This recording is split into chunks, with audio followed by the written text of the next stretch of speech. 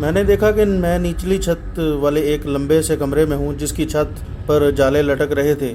کونے میں تیل کا دیا جل رہا تھا۔ میں ایک چبوترے پر پڑا ہوا تھا۔ اچانک میرا جسم گرم ہونا شروع ہو گیا، پھر میرے بازو اور سینے پر سے دھوئیں کی لہریں اٹھنی شروع ہو گئی۔ میں نے آنکھیں بند کرنے کی کوشش کی مگر میں آنکھیں بند نہ کر سکا۔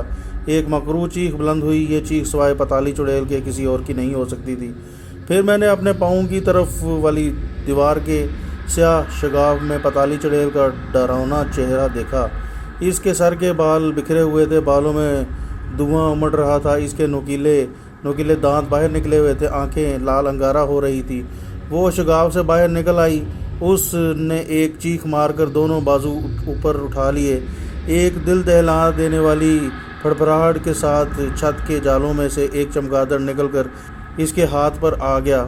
ایک پھنکار بلند ہوئی اور چھت کی پوشیدہ لکڑیوں میں سے ایک سانپ اچھل کر نکل آیا اور پھر پتالی کے دوسرے ہاتھ کے ساتھ چمٹ گیا۔ پتالی آہستہ آہستہ مجھ پر جھکنے لگی، پھر اس نے اپنے مکروہ چہرہ میری گردن کے ساتھ لگا دیا اور اس کے نوکیلے دانت مجھے اپنی گردن میں اترتے ہوئے محسوس ہوئے۔ اس نے میرا خون پینا شروع کر دیا، جس میں خانہ بدوش لڑکی کا میٹھا خون بھی شامل ہو گیا تھا۔ جتنا خون میں نے خانہ بدوش لڑکی کا پیا تھا وہ سارا کا سارا پتالی چڑیل پی چکی تھی، تو اس نے اپنا منہ الگ کر لیا۔ میری گردن میں سے اس کے نوکیلے دانتوں کے 2 سوراخ بن گئے تھے۔ پتالی چڑیل نے دونوں ہاتھوں کو اچھال کر چمگادڑ اور سانپ کو چھوڑ دیا۔ سانپ میرے جسم پر گر گیا اور تیزی سے رینگتا ہوا میری گردن پر آ گیا اور ایک سوراخ کے منہ کو لگا کر باقی ماندہ خون پینے لگا۔ چمگادڑ بھی پھڑپھڑاتی ہوئی آئی اور میری گردن کے سوراخ پر منہ رکھ کر خون چوسنے لگی۔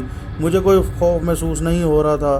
خوف اس وقت میرے دل سے نکل چکا تھا۔ میں خود اس خوف کا ایک حصہ بن گیا تھا۔ کچھ دیر کے بعد پتالی نے سانپ اور چمگادڑ کو ہاتھ سے پکڑ کر اوپر کھینچ لیا۔ میری آنکھیں پوری طرح کھلی ہوئی تھیں۔ میں آنکھیں نہیں جھپک رہا تھا اور نہ ہی جھپک سکتا تھا، نہ بند کر سکتا تھا۔ پتالی چڑیل ہوا میں بلند ہو گئی۔ اس کے نوکیلے دانتوں کے ساتھ خون لگا ہوا تھا، روشنی میں صاف نظر آ رہا تھا۔ پتالی نے میرے اوپر وحشیانہ قہقہ لگاتے ہوئے 2 چکر لگائے اور چمگادڑ اور سانپ کے ساتھ دیوار کے شگاف میں گھس کر میری آنکھوں سے غائب ہو گئی۔ اس کے غائب ہوتے ہی دیوار کے طاق میں جلتا ہوا دیا اپنے آپ پھڑپھڑا کر بجھ گیا۔ کمرے میں تاریکی چھا گئی۔ میری آنکھیں اب اپنے آپ ایسے بند ہو گئی تھی جیسے کسی نے ہاتھ سے پکڑ کر میرے پپوٹے بند کر دیے ہوں۔ مجھ پر غنودگی چھانے لگی۔ میں سو گیا اور میں نہ سویا ہوا تھا نہ جاگا ہوا تھا، خواب اور بیداری کے درمیان لٹک رہا تھا۔ یہ حالت کچھ پتہ نہیں کب تک طاری رہی۔ مجھے گڑگڑاہٹ کی آواز آنے لگی۔ اس آواز کے ساتھ زمین آہستہ آہستہ ہلنے لگی۔ میرے اندر کی کوئی انسانی حس بیدار ہو چکی تھی۔ اس نے مجھے بتایا کہ یہ ریل گاڑی کی آواز ہے۔ مجھے اب یہ یاد آ گیا کہ میں مقبرہ جہانگیر کے آس پاس ہی ہوں اور یہاں قریب ہی ریلوے لائن کہیں سے گزر رہی ہے۔ انسانی حساسیت پوری طرح بیدار نہیں ہوئی تھی۔ مجھے اپنے جسم کا بوجھ محسوس ہونے لگا، جبکہ ہوا میں اڑتے ہوئے یہ بوجھ محسوس نہیں ہو رہا تھا۔ میں آہستہ آہستہ اٹھ کر بیٹھ گیا۔ تاریکی میں مجھے اپنا جسم، اپنے بازو نظر نہیں آ رہے تھے۔ میں چبوترے سے نیچے اتر گیا۔ مجھے کسی قسم کی کمزوری محسوس نہیں ہو رہی تھی۔ اب مجھے کسی طرف سے بھی انسانی خون کی بو نہیں آ رہی تھی۔ میں نے تاریکی میں آگے پیچھے قدم بڑھا کر دیوار کو پکڑ لیا اور اسے ٹٹول کر سامنے کی طرف قدم قدم چلتا ہوا باہر نکل آیا۔ ایک جگہ ایک زینہ تھا جو اوپر جا رہا تھا۔ میں زینے کے گرد آلود سیڑھیاں چڑھنے لگا۔ جیسے جیسے میں اوپر جا رہا تھا زینے کی سیڑھیوں پر روشنی ہوتی جا رہی تھی۔ یہ چاند کی چاندنی تھی۔ میں باہر نکل آیا۔ میں نے سب سے پہلے اپنے بازو اور ہاتھ کو دیکھا۔ میرے بدن پر اسی طرح بال ہی تھے۔ میں نے اپنے چہرے پر ہاتھ پھیرا۔ میرا چہرہ اسی طرح بالوں سے بھرا ہوا تھا۔ چاند مغرب کی طرف درختوں کے پیچھے ہو رہا تھا۔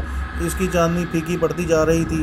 چاند کی کرنیں اب میرے جسم پر کسی قسم کا کوئی اثر نہیں کر رہی تھی۔ میں نے محسوس کیا کہ میرے انسانی محسوسات آہستہ آہستہ واپس آ رہے ہیں۔ مجھے اب اپنے آپ سے ڈر لگنے لگا تھا۔ مجھے اس بات سے خوف محسوس ہونے لگا کہ مجھے کسی نے اس حالت میں دیکھ لیا تو اس کا کیا حال ہوگا اور وہ میرے ساتھ کیا سلوک کرے گا۔ ہو سکتا ہے وہ مجھے ہلاک کرنے کی کوشش کرے۔ میں نے پیچھے مڑ کر دیکھا۔ ایک کھنڈر کے تہہ خانے سے باہر نکل رہا تھا۔ زرد پراسرار چاندنی میں کچھ فاصلے پر کھجور کے درختوں کے جھنڈ دکھائی دے رہے تھے، ایشا درا کے درختوں کے جھنڈ تھے۔ مجھے سب کچھ یاد آ رہا تھا، میرا انسانی ذہن بیدار ہو گیا تھا۔ میں اب اپنے آپ سے نہیں، لوگوں سے ڈر رہا تھا کہ مجھے رات کی گشت پر ڈیوٹی دیتے ہوئے سپاہیوں نے دیکھ لیا تو مجھے کوئی درندہ سمجھ کر گولی مار دیں گے۔ پہلے میں بن مانس کی طرح جھک کر چلتا تھا، اب میں انسانوں کی طرح چل رہا تھا، مگر اپنے جسم کو چھپانے کے لیے اور اپنے آپ کو چھپا کر چلنے کی کوشش کر رہا تھا تاکہ کوئی مجھے نہ دیکھ سکے۔ میں کسی کی نگاہوں میں نہیں آنا چاہتا تھا، اگرچہ وہاں گہری خاموشی اور سناٹا چھایا ہوا تھا اور آس پاس دور دور تک کسی آدم ذات کا کوئی نشان نہیں تھا۔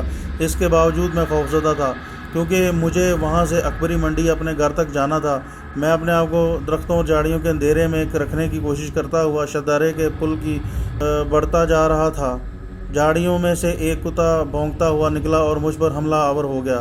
میں پہلے تو ڈر کر پیچھے ہٹ گیا، پھر میں نے منہ سے عجیب سی آواز نکال کر اس کی طرف بازو پھیلائے تو وہ بھاگ گیا۔ اچانک مجھے خیال آ گیا کہ میرے پاس تو کامنی کا دیا ہوا منتر ہے، میں منتر پڑھ کر ہوا میں اڑتا ہوا جا سکتا ہوں۔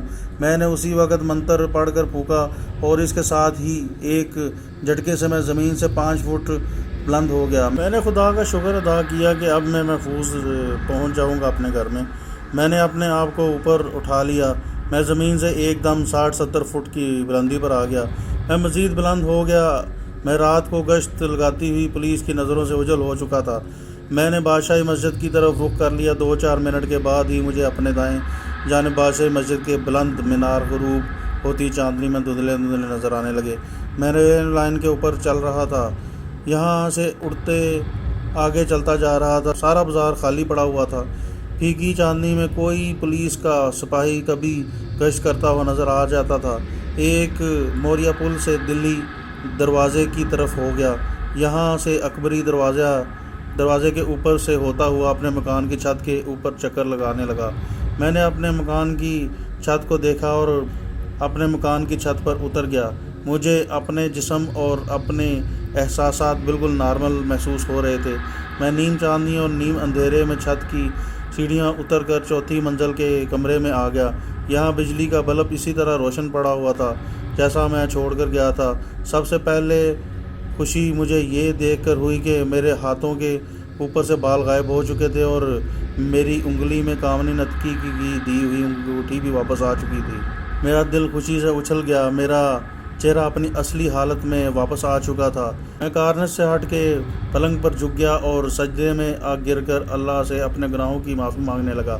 میرے ہونٹ کپکپا رہے تھے اور آنکھوں سے آنسو جاری تھے۔ اللہ کے حضور سجدہ ریز ہو کر اپنے گناہوں کی معافی مانگنے اور صدقے دل کے ساتھ آنسو بہانے سے میرے ضمیر کا بوجھ کافی ہلکا ہو گیا۔ اس کے بعد میں وہیں پلنگ پر پڑا ہوا سو گیا۔ سویرے کا سویا ہوا 11 بجے اٹھا۔ سب سے پہلے اپنے آپ کا حلیے کا جائزہ لیا۔ میں بالکل سنیچر حالت میں واپس آ چکا تھا۔ نہا دھو کر کپڑے بدلے، دکان پر جانے کا خیال آیا تو اپنی مصیبت کا حال کامنی کو بتا کر اس سے بھی کوئی مشورہ لے لینا چاہیے، ہو سکتا ہے وہ کوئی ایسا طریقہ بتا دے جس سے جو نئی آفت مجھ پر پتالی چڑیل کی وجہ سے آن پڑی ہے اسے چھٹکارا مل جائے۔ اس کی انگوٹھی میرے پاس موجود تھی۔ اس نے مجھے کہا تھا کہ اگر تمہیں کبھی کوئی مشکل آن پڑے تو اس انگوٹھی کو اپنے جسم کے ساتھ 3 بار رگڑنا، میں تمہارے پاس پہنچ جاؤں گی۔ انگوٹھی میں نے اپنے بازو کے ساتھ بڑی احتیاط سے 3 بار رگڑی۔ میرے کمرے کا دروازہ آدھا کھلا ہوا تھا۔ تیسری بار انگوٹھی رگڑنے سے دروازے کا آدھا پٹ بھی کھل گیا اور کامنی نتکی اپنے تمام حسن و جمال کے ساتھ میرے سامنے موجود تھی۔ وہ اندر آ کر میرے سامنے کرسی پر بیٹھ گئی، کہنے لگی، مجھے معلوم ہے کہ تم نے مجھے کس لیے بلایا ہے، میں خود تمہارے پاس آنے کا سوچ رہی تھی۔ میں نے کہا اگر تمہیں سب کچھ معلوم ہے تو خدا کے لیے مجھے اس مصیبت سے نجات دلاؤ، میری سمجھ میں نہیں آتا کہ یہ سب کچھ میرے ساتھ کیوں ہو رہا ہے۔ کامنی نے کہا آدمی جب کوئی گناہ کرتا ہے تو وہ بھول جاتا ہے کہ اسے ایک نہ ایک دن اس گناہ کی ضرور سزا ملے گی۔ پھر جب وہ سزا کے چکر میں جکڑا جاتا ہے تو پھر بھی اسے اپنا گناہ یاد نہیں آتا، وہ یہی سمجھتا ہے کہ یہ مصیبت خدا کی طرف سے اس کے اوپر نازل ہوئی ہے، جبکہ ہر آدمی اپنی لائی ہوئی مصیبت میں مبتلا ہوتا ہے۔ تمہاری بخشش اس لیے بھی ہو جائے گی کہ تمہیں اپنا گناہ یاد ہے جس کی پاداش میں تم یہ عذاب بھگت رہے ہو، لیکن مصیبت کو ختم ہونے کے واسطے بھی کسی وسیلے کی ضرورت ہوتی ہے۔ میں وہ وسیلہ تمہیں بتانا چاہتی ہوں۔ میں بڑے غور سے کامنی کی بات سن رہا تھا۔ وہ کسی مسلمان عقیدے والی عورت کی طرح بات کر رہی تھی۔ ہندو عورتیں اس قسم کی باتیں نہیں کرتی۔ وہ ٹھیک کہہ رہی تھی کہ میں نے ایک ایسا گناہ کیا تھا جس کی سزا سے میں نہیں بچ سکا۔ میں نے شرک کیا تھا، اور شرک سے بڑا کوئی گناہ نہیں ہوتا۔ مجھے اس کی سزا مل ہی رہی تھی۔ میں نے کامنی سے کہا، خدا مجھے معاف کرے گا، مجھے یہ بتاؤ کہ اس عذاب سے بچنے کے لیے مجھے کون سا دنیاوی وسیلہ عمل میں لانا ہوگا۔ کامنی نتکی میرے کمرے کی پرانے زمانے کی آرام دہ کرسی پر بڑے سکون کے ساتھ بیٹھی ہوئی تھی۔ اس نے کیسری رنگ کی ساڑی پہن رکھی تھی اور بالوں میں سفید پھول سجے ہوئے تھے۔ وہ بہت خوبصورت لگ رہی تھی۔ کہنے لگی، پتالی چڑیل نے تمہیں اپنے طلسم میں جکڑ رکھا ہے۔ آج رات تمہارے ساتھ جو ڈراؤنے واقعات پیش آئے ہیں، یہ کسی بھی رات تمہارے ساتھ پھر بھی پیش آ سکتے ہیں۔ پتالی چڑیل میٹھے خون والی کنواری لڑکیوں کی عاشق ہے۔ وہ تمہارے اور اپنے سانپ اور چمگادڑ کے ذریعے میٹھے خون والی لڑکیوں کا خون پیتی ہے۔ اسے اپنا خونی نشہ پورا کرنے کے لیے تمہارے وسیلے کی ضرورت ہے۔ صرف یہی اس کی مجبوری ہے۔ اس نے تمہیں اپنے قابو میں کر کے اپنا وسیلہ بنا لیا ہے۔ میں دل سے چاہتی ہوں کہ تمہیں پتالی کی لائی ہوئی اس مصیبت سے چھٹکارا دلا دوں، مگر میری طاقت پتالی کی طاقت کا مقابلہ نہیں کر سکتی۔ یہ میری مجبوری ہے۔ اب میں تمہیں جو طریقہ بتانے جا رہی ہوں اس پر عمل کر کے تم اس عذاب سے نجات حاصل کر سکو گے۔ میں نے کہا، خدا کے لیے مجھے وہ طریقہ بتاؤ، میں اپنی جان پر کھیل کر بھی اس پر عمل کروں گا۔ کامنی نتکی نے اپنے سر کو ہلکا سا جھٹک کر اپنے ماتھے پر آئی ہوئی بالوں کی لٹ کو پیچھے کیا اور میری طرف پوری توجہ سے اپنی نگاہیں مرکوز کرتے ہوئے کہنے لگی، تمہیں یہاں سے اپنی پہلی فرصت میں کراچی جانا ہوگا۔ کراچی میں کلفٹن کی مشہور سیرگاہ ہے۔ کلفٹن سے آگے ساحل سمندر کے ساتھ ساتھ چلتے جانا، جہاں ساحل سمندر کے ساتھ ساتھ بنی ہوئی عمارتوں کا سلسلہ ختم ہو جائے گا، وہاں سے کچھ فاصلے پر سمندر کے کنارے تمہیں ایک جھونپڑا دکھائی دے گا۔ اس جھونپڑے میں خدا کا ایک مجذوب بندہ رہتا ہے۔ وہ کسی سے نہیں ملتا، کسی سے بات نہیں کرتا، وہ سمندر کے کنارے پھرتا رہتا ہے۔ اس کا کچھ پتہ نہیں ہوتا کہ اپنے جھونپڑے میں کب آتا ہے۔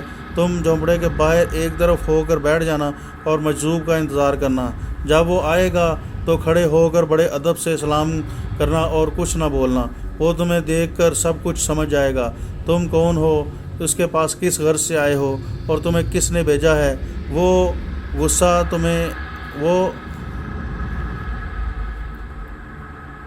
غصے میں تمہیں کہے گا کہ یہاں سے بھاگ جاؤ، یہاں کیوں آئے ہو۔ تم اس کا برا نہ منانا، سلام کر کے وہاں سے چلے آنا اور دوسرے دن پھر وہاں پہنچ جانا۔ مجھے یقین ہے کہ دوسرے دن وہ تمہیں بلا کر اپنے پاس بٹھا لے گا اور پھر وہ تمہیں جو کہے گا اسے غور سے سننا اور اس پر عمل کرنا۔ وہ مجذوب تمہیں وہ راستہ دکھا دے گا جس پر چل کر تم اپنی مصیبت سے ہمیشہ کے لیے چھٹکارا حاصل کر لو گے۔ کامنی خاموش ہو گئی۔ میں نے کہا، میں آج ہی کراچی کے لیے روانہ ہو جاتا ہوں اور جیسے تم نے کہا ویسے ہی کروں گا۔ کامنی کہنے لگی، وہ مجذوب بزرگ تمہیں جو چیز کرنے کو کہیں گے وہی کرنا، جس چیز سے منع کریں گے وہ ہرگز نہ کرنا۔ اگر کرو گے تو اس عذاب سے کبھی نجات حاصل نہیں کر سکو گے۔